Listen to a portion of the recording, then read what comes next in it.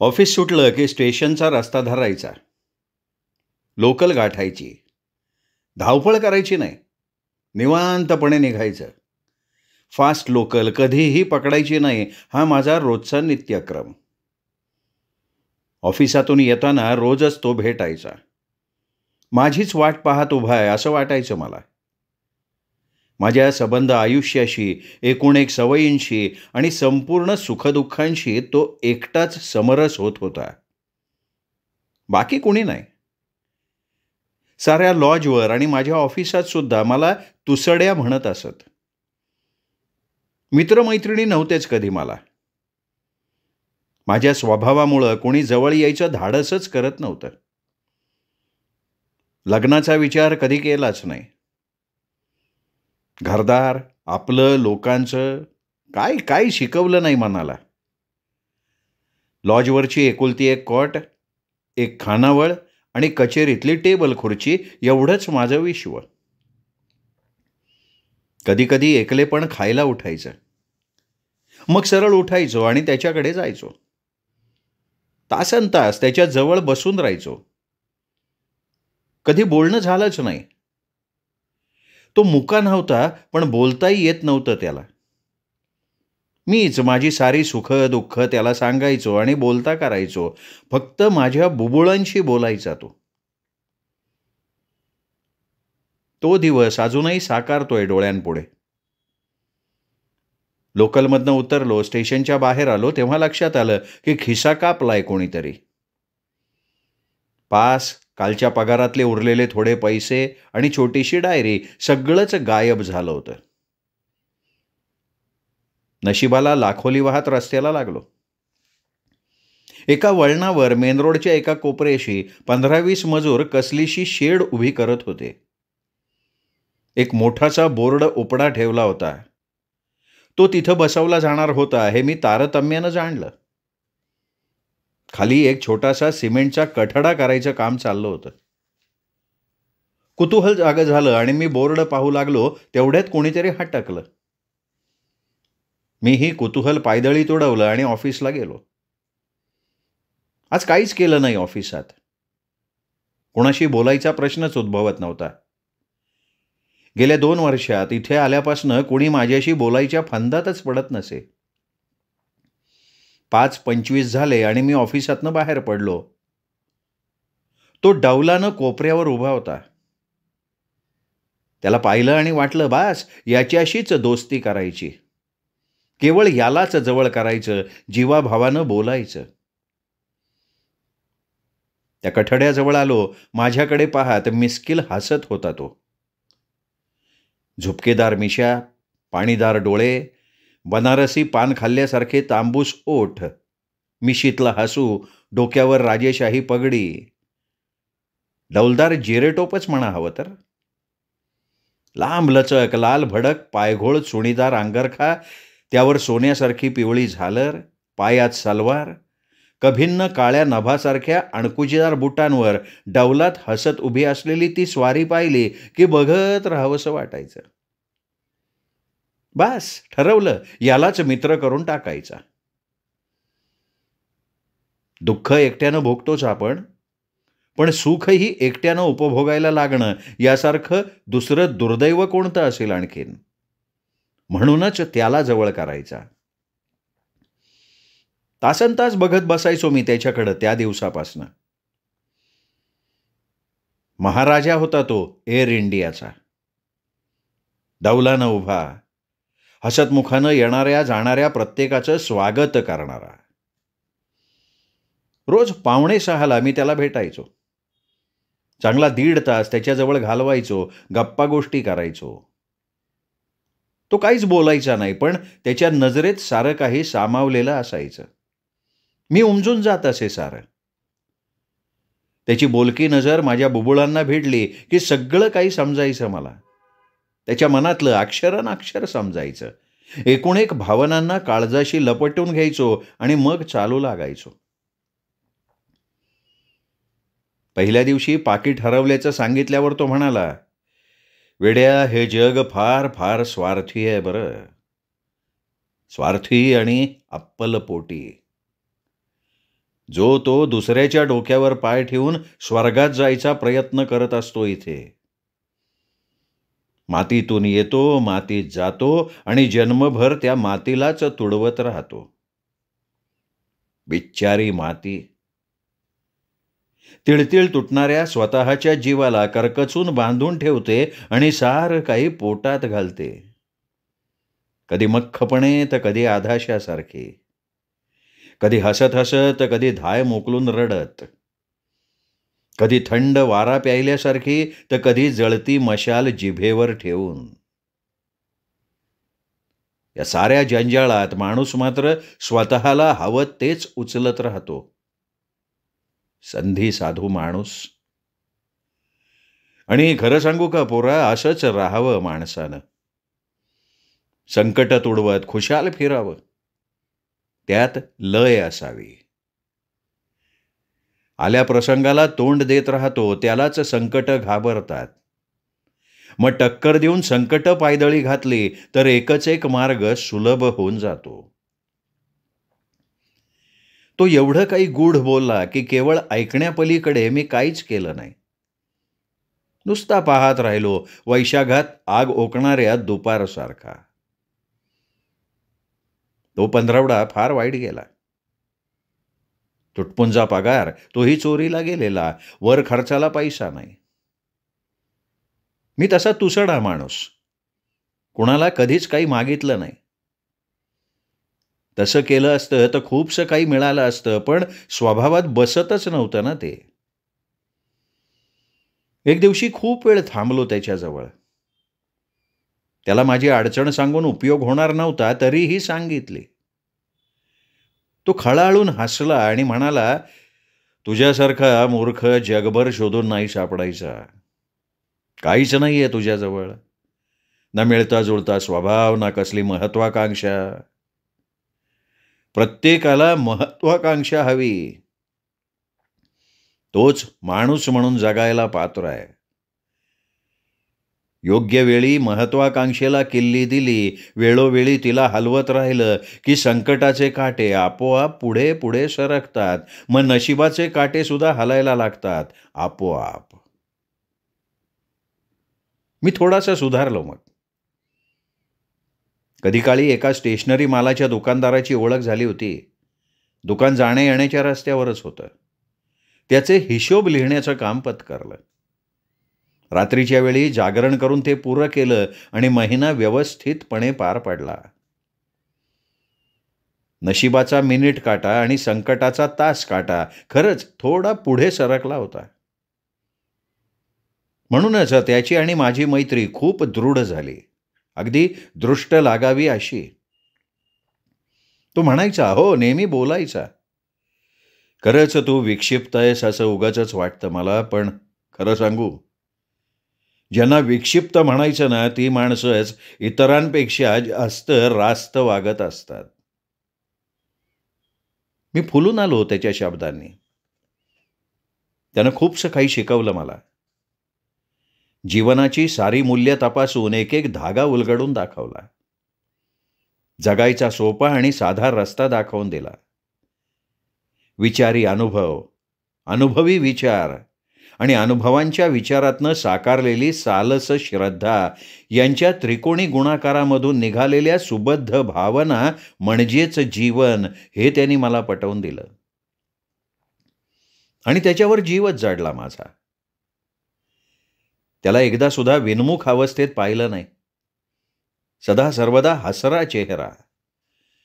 कोरलेल्या मिशाळ ओठांबरोबर मी खूप बोलत राहायचो. कधी सुद्धा आपली दुःख त्याने बोलून दाखवली नाहीत, किंबहुना त्याला कसलं दुःखच नसावं. नेहमी आनंदाच्या गप्पा. आयुष्याला लपेटून ठेवलेली भरपूर माया त्यांनी मला कोरून दाखवली, मनावर बिंबवली.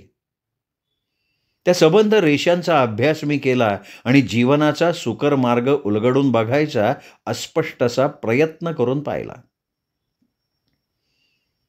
त्यांनी सांगितल्याप्रमाणे खरंच घडलं सारं काही. हिशेब लिहिता लिहिता त्या धंद्यातलं सगळं काही मी शिकून घेतलं. लवकर नोकरी दिली सोडून. एका बँकेकडनं थोडंसं कर्ज घेतलं आणि एक छोटंसंच पण सुंदरसं दुकान एका कोपऱ्यावरच्या जागेवर थाटलं. हळूहळू बस्तान बसलं आणि धंद्यात बरकत लाभली. ऑफिसला जाणं बंद झालं तरी त्याला रोज भेटणं काही मी सोडलं नाही. वेळ बदलली इतकंच. आता रात्री जायचो त्याच्याकडे. कधी अंधारात तर कधी चांदण्यात. रात्र रात्र त्याच्याशी बडबड करायचो. आता मीही शिकलो होतो बोलायला थोडंफार. त्याला म्हणालो, खूप काही शिकवलंस तू मला. जिव्हाळा लावलास. रुमालावर सुवासिक अत्तर शिंपडावं तसा जिव्हाळा. अत्तर शिंपडल्यावर रुमाल दरवळत राहतो रे, पण मला मिळत असलेल्या एका कार्यातल्या यशावर तुझ्याच जिव्हाळ्याचा सुगंध दरवळतोय बरं. तो दिलखुलास हसला मग. म्हणाला, आठवतंय का तुला? तुझं पाकीट हरवलं होतं. सुतकी चेहऱ्यानं तुम्हाला न्याहाळत होतास. जीवनाची प्रेरणा समजून द्यायचा एक छोटासा वेडा प्रयत्न मी करून पाहिला त्यावेळी. म्हणालो, जगावं आणि इतरांना जगू द्यावं हीच प्रेरणा नाही का प्रत्येकाच्या आयुष्याची? इतरांना पिळून जगणं ही विकृती आहे असं जरी म्हटलं तरी सकृत दर्शनी तेच रास्त मानणारे अनंत महाभाग असतात या जगात. हो ना? तुझी निराशा थोडी वाढलीच माझ्या बोलण्यानं, तरी सुद्धा मी बोलत राहिलो तुझ्याशी आणि आज इथवर. तर अशी मैत्री त्याची आणि माझी शून्यातनं निर्माण झालेली, शून्याभोवतीच भिरभिरणारी, शून्यात गुरफटून गेलेली, पण माझ्या आयुष्याच्या शून्याला आकार देणारी. माझ्या जीवनाला आकार मिळाला आमच्या मैत्रीमुळे. पुढे खूप भरभराट झाली माझी. लग्न मात्र केलं नाही. स्वभावात फारसा फरक पडला नाही माझ्या. थोडंफार बोलायला शिकलो इतकंच. 4 गिऱ्हाईकं वाढतात गोड बोलण्यानं हे पटत होतं तरी निराश मन मुक्या शब्दांवर घुटमळायचं कधीतरी. अशा वेळी त्याची खूप मदत व्हायची. त्याच्याकडे गेलं, त्याचा हसरा चेहरा पाहिला की सगळं विसरून जायचो मी. एवढ्या दिवसात त्याला केवळ हसतानाच पाहिलं होतं मी. दिलखुलास हसताना, गप्पा गोष्टी करताना प्रत्येक वेळी त्याचे डोळे वेगळंच काहीतरी सांगायचे. काल असाच त्याच्याशी गप्पा मारून आलो. आमच्या मैत्रीची उर्मी उचंबळून आली होती. एका अननुभूत अवस्थेत घरी आलो. लग्न केलं नव्हतं तरी घर केलं होतं मी. माझी एक धाकटी बहीण होती माझ्याजवळ. सकाळी नेहमीप्रमाणे पहाटे उठलो. दारात पडलेला पेपर उचलून घेतला. वाचायला सुरुवात करणार तो दूधवाल्याची हाक आली. दार उघडलं. उठताना पेपर हातातनं खाली पडला. दूध घेतलं, आत आलो आणि काय झालं कोण जाणे, अचानक दुधाचं पातेलच निसटलं हातातनं. घरभर दुधाचे पांढरे शुभ्र ओघळ. क्षणभर अपशकुनाची पाल मनात चुकचुकली आणि ती खोटी नव्हती हेच दिसलं डोळ्यांना. खाली पडलेला पेपर भिजू नये म्हणून घाईघाईनं उचलला आणि त्यावर आधाशी नजर सांडली. माझ्या परममित्राचा, त्या डौलदार महाराजाचा फोटो एका कोपऱ्याशी छापला होता पेपरात. बाजूला छोटीशी ठळक बातमी होती. एअर इंडियाच्या जगप्रसिद्ध महाराजाच्या जनकाचे, त्याच्या प्रवर्तकाचे काल मुंबापुरीत त्यांच्या राहत्या घरी निधन. सोबत त्या थोर कलाकाराचा परिचय आणि फोटो दिला होता. धाडकन दार उघडून मी पळत सुटलो. दूरवर कोपऱ्यावर उभा असलेला तो लांबूनच दिसत होता. मी जवळ पोहोचलो. समोर पाहिलं आणि मला भडभडून आलं. डोळे सुन्न झाले, कानशिलं पेंगुळली क्षणभर. सदा सर्व काळ हसणाऱ्या माझ्या एकमात्र प्रियतम मित्राच्या डोळ्यातनं अनंत आसवांचे पाट वाहत होते. धाय मोकलून रडणं त्या दुर्दैवी निर्जीव जीवाला जमत नव्हतं, पण त्याचे दुर्दम्य अश्रू मलाच, केवळ मलाच दिसत होते. जवळ जाऊन मी पाहिलं, खूप रडला असावा तो. मीच हळूवार विचारलं मग, "काय झालं रे?" उन्मळून बोलला तो माझ्या बुबुळांशी, "आलास, येशीलशी खात्री होतीच रे. रात्री काळीज फाटलं माझं. या वाऱ्याने सांगितलं की एक आत्मा विलीन झाला अंतराळात. कालपासून ओकं ओकं वाटत होतं मला. संपली त्यांची यात्रा आता. मी एकटा राहिलो रे, अगदी एकटा. तुला सांगितलेली आयुष्याची सारी रहस्य त्यांनीच मला दिली होती बरं. फार फार मोठा माणूस होता रे तो." "कोण पण?" मी भांबावून विचारलं. "मला घडवणारा रे. मी मानसपुत्र होतो त्यांचा. सतत रात्रंदिवस 6 महिने अहोरात्र खपून त्यांनी मला आकार दिला, रुपडं दिलं. मला हवं तसं फिरवायची ताकद केवळ त्यांच्यातच होती रे. म्हणून रडायचं एवढं? म्हणूनच रडतोय. त्यांनी एकदाच शिकवलेलं होतं, माणूस केवळ सुखासाठी धडपडतो असं नाही, तर तो आनंदासाठी सुद्धा धडपडत असतो. तो जेव्हा अंतर्मुख होतो, तेव्हा त्याला एक एक अनुभव येत राहतो आणि ज्यावेळी त्याला कळतं की सुखात जसा आनंद आहे, तसाच दुःखातही आनंद आहे, त्यावेळी सगळं संपलेलं असतं.